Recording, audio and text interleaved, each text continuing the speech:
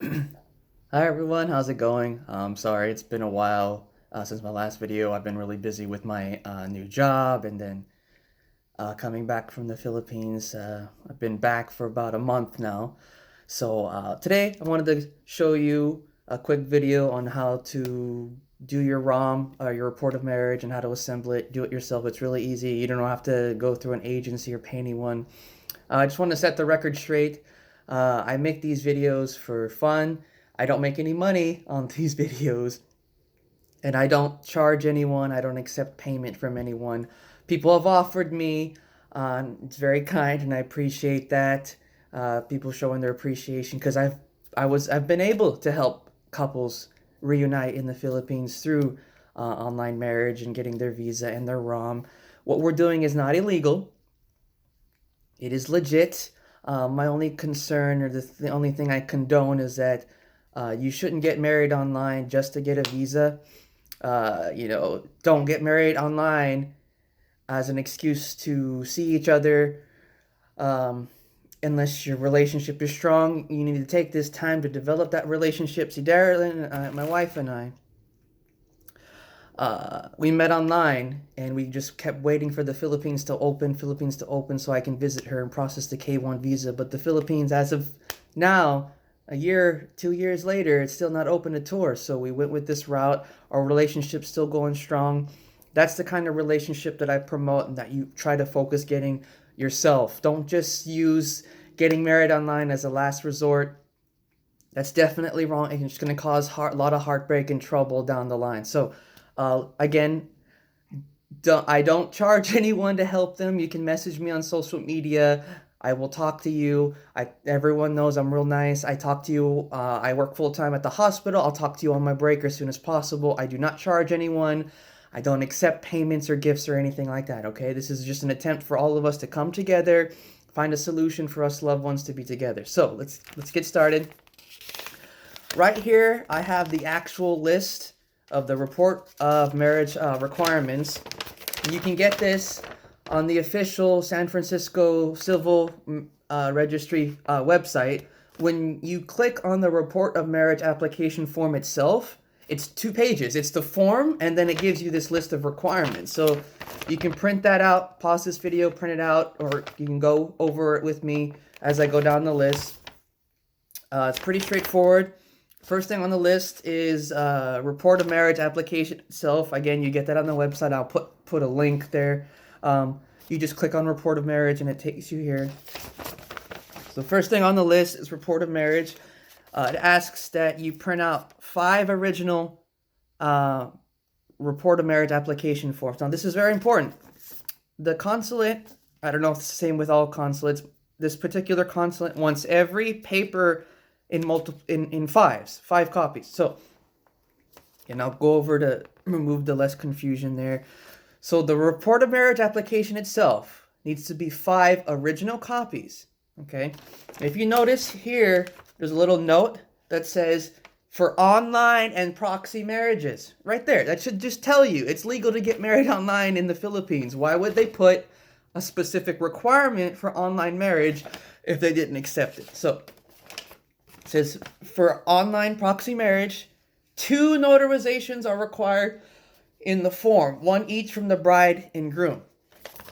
Now, what that means is if you got married in person, you can submit this. I mean, just going to ask you to sign and notarize it anyway in person. But because this pertains to getting married online, I'll go over how to get that done. What I did was you can actually fill out the report of marriage application online itself on the website. You can actually, you'll download it. It opens PDF and you can just fill in the blanks as you go down the list. So what I did is I completely filled out our ROM application. I'm going to call it ROM from now on, report of marriage. I completely filled out our ROM application, saved it. I emailed it to my wife. She printed out 5 original copies. All right, 5 original copies that she signed, and she went to get it notarized at a notary republic. Now, people keep asking me, where in the Philippines can you go? I'm not sure where my wife went. She went somewhere and it got it done. But I'm aware that there are some lawyers in the Philippines who will refuse to sign the report of marriage or refuse to. This is my report of marriage. They will refuse to even stamp or notarize it because they want both parties to be present, or they just don't. They're not aware of online marriage being legal in the Philippines because it's illegal in the Philippines, right? You're not getting married online in the Philippines. You're not in the Philippines having a virtual wedding even though both parties are there. No, you're getting married with one. How do I explain this? You're getting married using a U.S. service, and when you get married online, you're considered married in the United States. Philippines marriage law says, Article 19 or something, that whatever is accepted abroad is also accepted in the Philippines. Since online marriage is accepted in the U.S., U.S. is one of the biggest connections to the Philippines. They accept it. The only thing they don't accept is same-sex marriage, but maybe one day they'll make that happen. But anyway, back to the notary. I don't know where my wife went, but she got it done. She was able to have someone notarize her 5 copies of the report of marriage. Then she mailed it to me. LBC. I have another video that's already uploaded of me actually opening up everything in what she sent me. But once that report of marriage gets mailed to me, I live in the U.S., okay? So that makes it easier for people who were one partners in the U.S. The Utah wedding services, they cater to everyone. You don't even have to be a U.S. citizen to get married through Utah. They accept everybody. They'll accept everyone's money. The problem, so they'll marry you, but everything else going forward, that's on you. So if you live in a country, and we'll go down the list later, return envelope and money order, it's hard to get that. Not a lot of countries have self-addressed return envelopes or money orders, but I go over that as I go down here, okay? I'm getting off topic like I always do. So that's your report of marriage. My wife mailed it to me, LBC, signed and notarized it. That's your 5 copies right there. Original, not photocopies, 5 original copies. You got it? 5. That's a magic number, 5. Number 2 on the list. If you go down, it says affidavit of delayed registration. And it tells you, this doesn't apply to everyone. So a lot of couples don't know that if you get married, you're supposed to report your marriage to the Philippines. So you're in the database. This is to, record that you are no longer single in the Philippines. So this document only applies to people who, after a year of getting married, there's couples. There's a post I read. There's an elderly couple. They're Philippine citizens that migrated to the U.S. They got married here. They stayed here all their life. They visited the Philippines many times before the pandemic, so the apostilled marriage certificate was never required, right? This past year, they tried traveling to the Philippines, and all they had was their apostilled marriage certificate. Okay, usually that's be okay because you fly together under the balikbayan program, but some of the immigration officers are very strict and they're picky. They asked them for the report of marriage. They had no idea what the report of marriage was. This is a 60-year-old couple, older than, who've been in the U.S. all their life, again, traveled back to the Philippines. Not once did they ever know that they had to report their marriage. So that's what this document is. Number 2, this is if you didn't report your marriage a year after you get married. Okay? This doesn't apply to a lot of people. So we'll go down. Sorry, it's cold. Number 3, U.S. marriage license or certificate. So when you get married online through Utah, they will send you an original marriage certificate. So it says 1 original certified true copy or notarized copy. So the original marriage certificate itself is considered certified and notarized because they sign it, they stamp it with their seal. That's already notarized right there. You can actually use that for your report of marriage application. The only thing I suggest is the Philippines is a member of the Apostolate or Convention. And in order for you to qualify under the balikbayan program, that's when you fly to the Philippines together. You don't need a visa if you fly to the Philippines together as a married couple, okay? But they ask for your apostilled marriage certificate. God. So what I suggest people do is order 3 copies from Utah of the apostilled marriage certificate. After you get married, your ceremony, they will send you. You can use your marriage license to look up and order copies of your marriage certificate. You can order regular ones, you order apostilled ones. Order apostilled ones, order 3, and I'll explain. You might as well order the apostilled marriage certificate because that's what the Philippines is already looking for to enter the country. It's not to satisfy the ROM. The ROM will take the original. I have a friend. I won't name drop her. She's a friend of mine. You know who you are. Chinese friend of mine. She only used her regular marriage certificate. ROM was approved. No problem. Apostilled marriage certificate is for the purpose of entering the Philippines. So since you already entered the Philippines, you might as well order apostilled marriage certificate. So what I did was I submitted one original apostilled marriage certificate, and then I photocopied it 4 times. Because, right, magic number is 5. It even says it. 1 original copy and 4 photocopies. All right? Next one, big one. Number 4. Again, this is for online or proxy marriage. Let me kind of go over the difference between online and proxy marriage. Online marriage is what I did, what a lot of people do, what a lot of people help with. That's the virtual wedding. See, you got to be tricky with the words you use. Online marriage, oh, you got married online, chat room, whatever. No, you had a virtual wedding ceremony that was conducted online. All right, you may not have been present at the same location, but you still attended your wedding. Now, Utah, their services are not considered online. You can get a letter of validity. I've gotten one. I suggest people get it too. It's basically their marriage law. It's a 2-page letter that says, our services are not online. We consider our virtual ceremonies to be conducted in person. If their law specifically says that their services are not online, it's not online. But for the sake of how it was performed, we need to fulfill number 4. Proxy marriage. Careful with this one. Proxy means you had someone stand in your place during your wedding ceremony. Let's say that you're in the military. Your marriage ceremony, you have it scheduled and everything, but you can't attend your own marriage ceremony even though it's online, it's virtual. Someone else stands in your stead. That's what a proxy is. So number 4 satisfies that. It asks for you for an original and 4 photocopies of a notarized affidavit of explanation stating that the marriage was held online at the end and that the Filipino spouse was not in the U.S. at the time of the marriage. It's an explanation letter. Pretty straightforward. I don't remember if they gave us ours. Hold on, sorry guys. Yeah, they did. So let me take this out and I will go over it with you. Mine is small, short, straight to the point.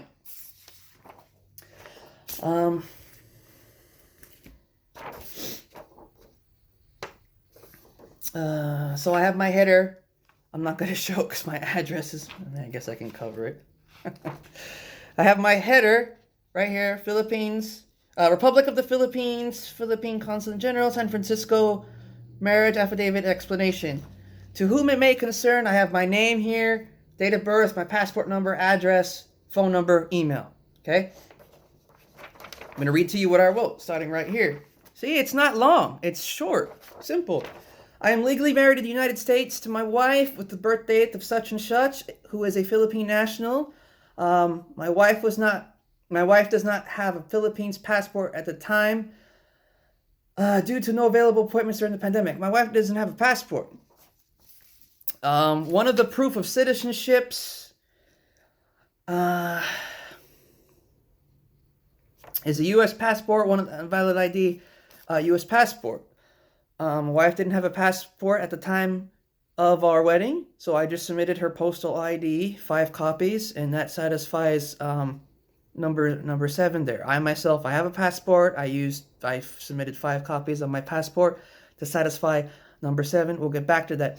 Number 7 and number 5, they kind of go hand in hand. So number 5, it says proof of Philippine citizenship at the time of wedding. So, if a Filipino was here in the U.S. and they got married, they want a copy of the ties that they still had with the Philippines. So, usually it's their passport. You photocopy the passport with their green card, their alien ID number or whatever, basically proving that they still have ties to the Philippines.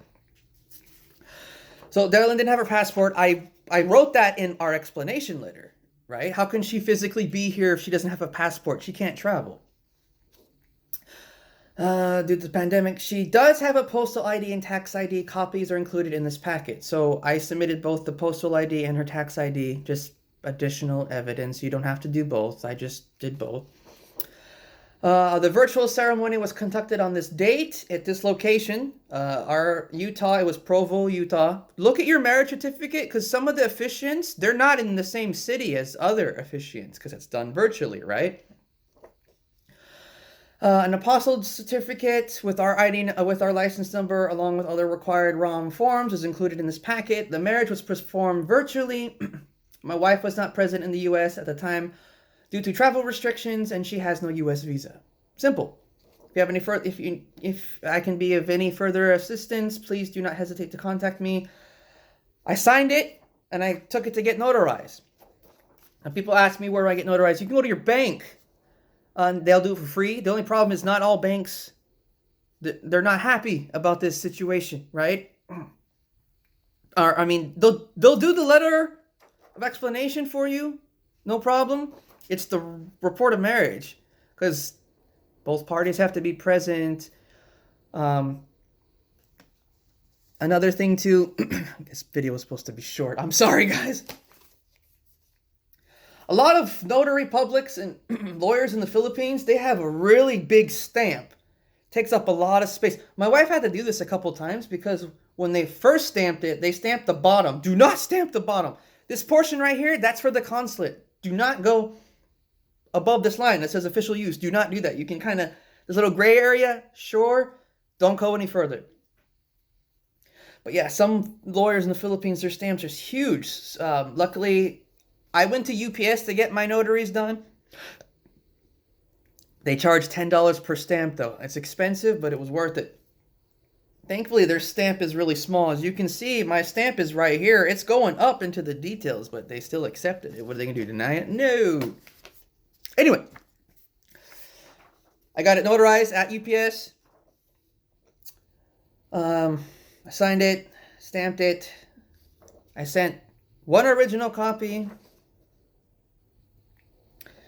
and 4 photocopies. They did not send the original copy back. They kept that for themselves. But, all right, that's number 4. It's just basically a letter explaining why you had to have a virtual wedding ceremony. So, due to the pandemic, I wasn't able to visit the Philippines. She wasn't able to come. It's simple. You don't have to make it long. You have to make it complicated.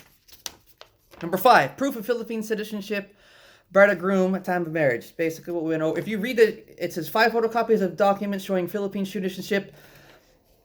This is the birth. So not only does the Filipino ID satisfy number 5, but the birth certificate satisfies that. It's kind of redundant and repetitive that it'll ask for it. But again, like I said, people who've, if they got U.S. citizenship or green cards and stuff like that, they want you to prove that you still have ties to the Philippines, right? So I'm just going to keep going. Number 6, birth certificate of contracting parties. 5, magic number, 5 photocopies issued by the Philippine Statistics Authority of the Philippine spouse, and 5 birth certificate of the foreign spouse. People have been asking me, and I'm not from the Philippines. I don't work for the PSA. Apparently, there's different birth certificates. I don't know what that's about. Here in the U.S., your birth certificate's your birth certificate. Doesn't need to be notarized. It's certified true copy. I mean, maybe that's already that. But I've had people show me their birth certificates and they look different. So, let me look at my wife's birth certificate. Another thing too, here in the U.S., we have one paper size. In the Philippines, it's A4 bond paper. Here in the U.S., it's printer paper. We only have one. So when my wife sent me her birth certificate, it was on long bond paper. I had to fold that because the birth certificate is on this long piece of paper. So hers kind of looks like that. I'm not going to show it for too long. Office of Civil Registry General, Certificate of Live Birth. I don't see anything on it. Oh, right there, it's a stamp, Philippine Statistics Authority. I mean, it's her birth certificate. I don't know what more Philippines want. We did not send originals. She sent me a photocopy of her birth certificate, and I just made 5 photocopies, and they accepted that, did the same for mine. Okay, that's number 6. Number 7, 5 photocopies of a valid ID. Example, passport, driver's license, government ID. Already went over that. My wife doesn't have a passport. She sent me a photocopy of her tax ID and her postal ID. I made 5 copies of that, and I just used my passport as my ID. 5 copies of that. Boom, done. Number 8, and these other ones going down, if they don't apply to you, I'm not going to really go over it. Number 8, if the Philippines citizen is a widow or widower, you just need the PSA death certificate. Number 9, if the Philippine citizen is annulled or divorced, you have to have all those documents. If the foreign spouse was previously married or divorced, just submit 5 photocopies of the divorce decree, death certificate. Okay, so number 11, this is another one that people have a hard time getting, because not everyone is, one of the couple is a U.S. citizen. So we have money orders and return envelopes here in the U.S. What is that on my hat? So it's easy for me here. Abroad, they don't have something like that. So people have often will ask me, how do they do this? So my first recommendation is, if you know someone in the U.S. or have family here, that you can just mail your documents to here, and then they can mail to the consulate on your behalf. That's usually number 1. Number 2, this is a little trickier. Because they won't send back your documents without a money order or cashier's check. They don't take regular checks. They don't take cash, debit cards, or anything like that. It has to be in the form of payment that they requested. Not every country has a cashier's check or postal or the return envelope. So option 2, you can actually send your requirements to the Asiana office in Manila, DFA. I haven't contacted them myself. I don't know what their specific requirements are. I do know, however, that you can submit your report of marriage to them, and what they will do is they will forward everything to San Francisco. So here's the thing. If you get married online, you're getting married in the state of Utah. That means that you are legally married in the United States. Okay? Why San Francisco? San Francisco has jurisdiction over marriages in Utah. Because your virtual wedding took place in Utah, you can only submit your report of marriage to the San Francisco Consulate. Now, with that said, to those with non-U.S. partners, your Filipino spouse can submit all the requirements to the Asiana office in Manila, the DFA. What they will do is they'll make sure everything looks good, and then they will be the ones to forward it to San Francisco for you. They will not process it there, because you didn't get married in the Philippines. They can't process it. They cannot legally process it in the Philippines, as far as I know, unless the rules have changed. They'll forward it to San Francisco. Now here's the thing, the ROM, it used to take a couple weeks to get your report of marriage, but because of the pandemic and because an increase in online marriages, it's taking longer. When I submitted ours, I emailed them, they quoted me 12 weeks. I got it back in 5 weeks. Very lucky, I guess. So do that. Contact the Asian office in Manila. There's no money order cashier check in the Philippines. There's no return envelope. I'm sure they can make that happen. You just need to contact them. I'm sorry I don't have their contact information. I'm sure you can just Google it. Maybe I'll Google it later and just put a link down there. But that's for the money order, right? So I got a cashier's check from my bank. I regret doing that because they charge you $15 for a cashier's check. You could have gotten a money order for a couple cents. You need, it says it right here, you need to fill it out to the Philippines Consulate General. It gives you a space to write that, and I put that in the envelope. Number 12, self-addressed return envelope. Those of you in the U.S., go to the post office and get this. This is the priority mail envelope. Tracking's included. Okay. Now what you'll do, because people get confused with this part, you're going to get 2 of these. Okay? 2. Why 2? I'll explain. The first envelope, you're going to put all your requirements inside. All right? All your requirements inside, boom, just like that. And then this is the return, this is the one they sent back. But you will write from yourself and then to the Philippines Consulate General, Civil Registry section, yada yada. You're good. So your papers are already in here, right? Your money order, your cashier check's in there. Next, you're going to grab another one of these. This is very important. You need to tell the person at the post office, I would like to pay for a self-addressed return envelope with the tracking. They need to know that because they'll take this empty envelope and they're going to compute the correct amount of stamps that they're going to put on it. If you don't have enough stamps on this, the consulate will ask you to send more. Okay? Once they put enough stamps on it, what you're going to do, you're going to fill it out in the reverse order you did for the first envelope. Are you with me? First envelope. The from was you to Philippines Consulate. The return envelope, you're going to just reverse it. So you write from the Philippines Consulate to yourself. That's why it's self-addressed, right? Because you're addressing it to yourself. Very good, class. When you're done filling it out, you're going to fold this, right? Just like that. Yeah, I know it's pangit. Some of you are, OCD. Fold this, and you're going to stick it in the first envelope behind your other stuff. Seal that envelope. Mail it out. I paid both times I've mailed stuff to the consulate for both my report of marriage and my 9A visa. It was $17. That's how much it was.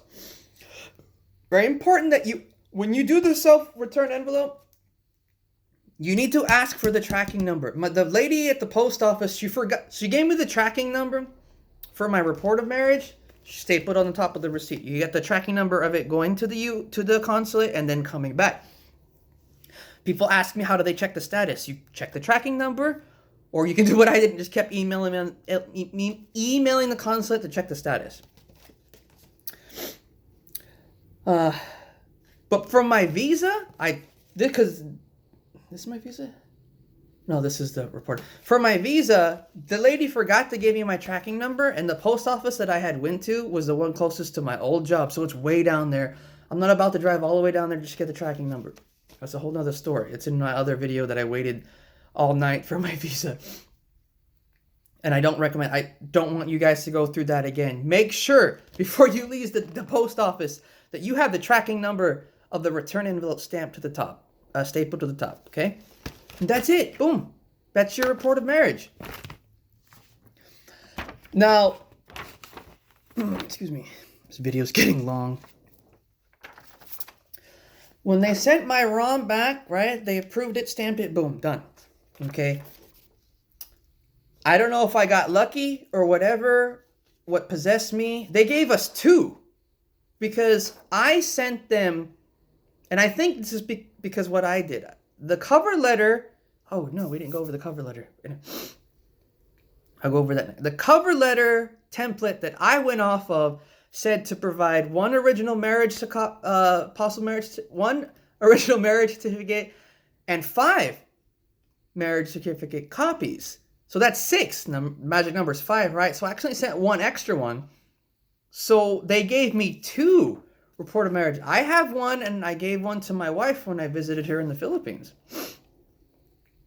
So I suggest that's the little trick, I guess, for you to get an extra copy, because a lot of people I've helped, they've only gotten 1, and that's kind of inconvenient if you're trying to get name changes and stuff like that done, where you physically have, you can mail it to the Philippines, I guess, but I want a copy for myself too. So let's go over that last one. Where's my paper? Sorry. See, I don't do this professionally. I just do this for fun, to share my experience. Where's my... Good. I don't make money. My YouTube channel is not very profitable. I just do this to help people because that's just me. I'm just a good guy. I help people. I pay it forward. I have a lot of blessings going on in my life, and I just want to help other people. Please do not offer me money. I will not take it. I do this for free. Return envelope. Number 13. Cover letter. I don't think... They didn't give me back my cover letter. Basically, it's like the explanation letter, the format, Philippine Consulate General, San Francisco, your name. You're just listing what are the contents of your envelope, right? To make to concern, please see the following documents for a report of marriage application. Number 1, 5 copies of the report of marriage. Number 2, just like that, just down the line, listing what exactly you have and how many copies, and then sign it. You don't need to notarize the cover letter. I signed it just for, professionalism or whatever. That's it. Mailed that. I got that in 5 weeks. Done. That's the report of marriage. That is easily the hardest part in this process, from getting married online to visiting the Philippines. I will go through you. I'll make another video for the 9A visa, show you how that works. It's a lot simpler. But things have changed since I've done it. They've now gone to the online system. So yeah, I will upload this video. If you have any questions, you guys know, you guys can message me. Hopefully I've cleared things up for you. If I've missed anything, again, ask down there in the comment section.